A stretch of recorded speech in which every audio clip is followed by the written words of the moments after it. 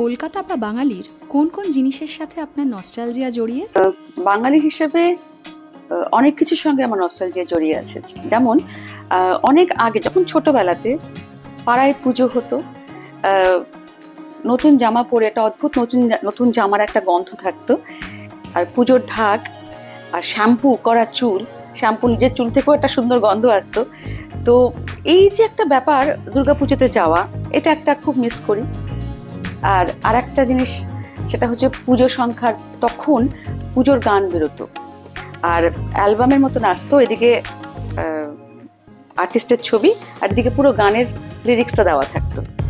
আর সেই যে রেকর্ড বাজতো, তখন তো রেকর্ডের ছিল, বাজতো পাড়াতে, দূর থেকে শুনছি।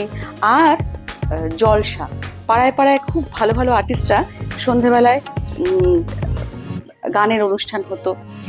এইগুলো খুব আমার ইয়ে হয়, নস্টালজিয়া।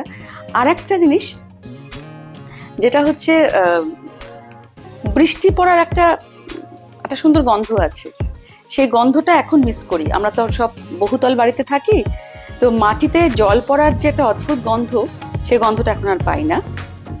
এখন আমরা চড়াই পাখি নাচ উঠোনে দেখতে পাই না।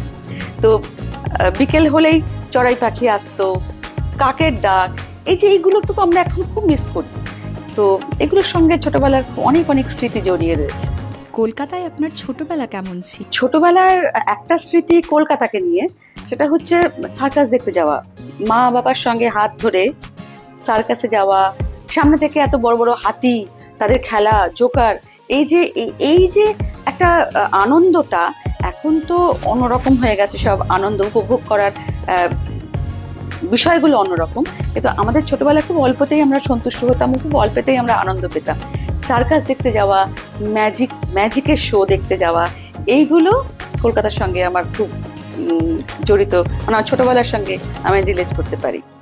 কলকাতার বাইরে গেলে কোন জিনিসের প্রতি টান অনুভব করেন? কলকাতায় থাকা মানে তো আপনজনদের, নিজেদের পরিবারের সঙ্গে থাকা, সময় কাটানো, সব থেকে আমি বেশি আনন্দ পাই তাতে।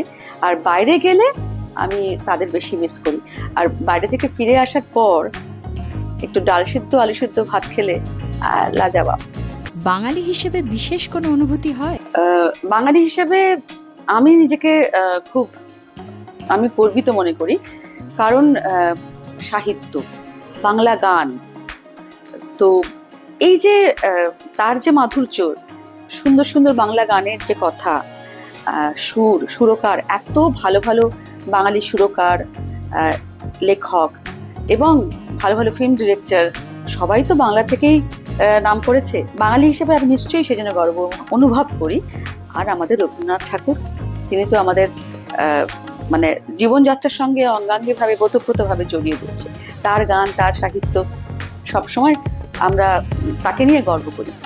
বাঙালির কি কিছু হারিয়ে যাচ্ছে বলে মনে করেন? বাঙালি হিসেবে আমি একটা জিনিস খুব মিস করি, সেটা হচ্ছে আগে বেশ কিছু বাঙালি যখন একটা গল্প করতে বসতো বা আড্ডা, সেখানে কিন্তু খুব ভালো সাহিত্য চর্চা হতো, বাংলা গান হতো, আর একে অপরের ভাব বিনিময়ের একটা সুযোগ থাকতো।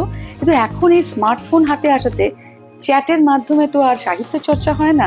হ্যাঁ, আমরা অনেক ই বুক থেকে নিশ্চয়ই আমরা অনেক কিছু পড়তে পারি, অনেক সুযোগ সুবিধা এসেছে ঠিকই, কিন্তু এক জায়গায় বসে গল্প করতে করতে আড্ডার ছলে এবং চায়ের সঙ্গে সবকিছু মিলিয়ে এই গল্পটা, আড্ডাটা এখন বোধহয় একটু কমই হয়, সেটা একটা মিস করি। আর ভালো বাংলা গান, ভালো কথা, ভালো সুর আমি একটু মিস করি। কলকাতা বাঙালির প্রিয় দর্শকদের কি বলতে চান? বাঙালি দর্শকদের আর কি, বাঙালি হয়ে বাঙালিদের শুভেচ্ছা জানানো।